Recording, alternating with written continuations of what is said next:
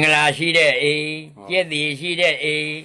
ရောစရာကောင်းတဲ့အိမ်နဲ့အိမ်သုံးအိမ်အဲ့တော့မင်္ဂလာရှိတဲ့အိမ်ဘယ်လိုအိမ်လဲဗျဘုရားဝတ်တဲ့ဝတ်ကပြုတဲ့အိမ်ကျက်တီရှိတဲ့အိမ်ကဘယ်လိုအိမ်လဲတန်ရှင်းတဲ့အိမ်ရောစရာကောင်းတဲ့အိမ်ကဘယ်လိုအိမ်လဲညီညွတ်တဲ့အိမ်ရံမဖြစ်တဲ့အိမ်ပေါ့တဲ့တဲ့ပြောရရင်တယောက်တည်းရံဖြစ်တာတွေ့ဘူးလားမင်းမတွေ့ဘူးချင်းလို့မတွေ့တာတယောက်တည်းရံဖြစ်နေတာအိတ်လို့လည်းမရဘူးစားလို့လည်းမဝင်ဘူးဆိုတဲ့အဲ့ဒါတယောက်တည်းရံဖြစ်နေတာလူတယောက်ကိုမင်းကလေးကိုမုန်းနေမယ်ဆိုသူ့အပြစ်တွေကိုကြည့်နေရလေသူ့အပြစ်ကြည့်နေတော့ဒီကဝိတ္တတေဝင်ပြီးတော့အဲ့ဒါတယောက်တည်းရံဖြစ်နေတာ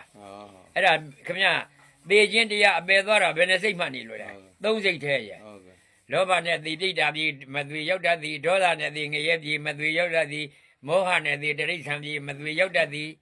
မာနနဲ့သိအသူရကယ်ပြေမသွေရောက်တတ်သည်တဲ့သိရင်အဲ့လိုဟာလူလေးအဲ့ဒါကြောင့်လောဘနဲ့မသေးရဘူးအဲကိုဘာနဲ့နေမလဲအာလောဘနဲ့နေရမယ်အာလောဘပါဆိုတာဘယ်လိုဟာလဲခုခင်ဗျားတို့အာလောဘဆိုတာက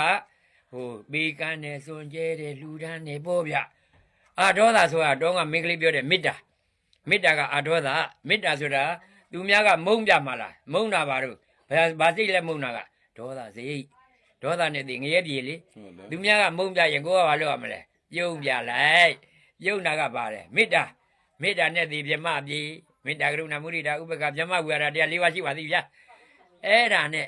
နေရတာလူလေးရေအဲ့ဒါကြောင့်မှကြောင့်ဟိုငါမြေးလေးတွေသေးတော့အဲ့လိုလေးတွေဟေ့မှာမသိလို့ကျွန်တော်သိရင်လား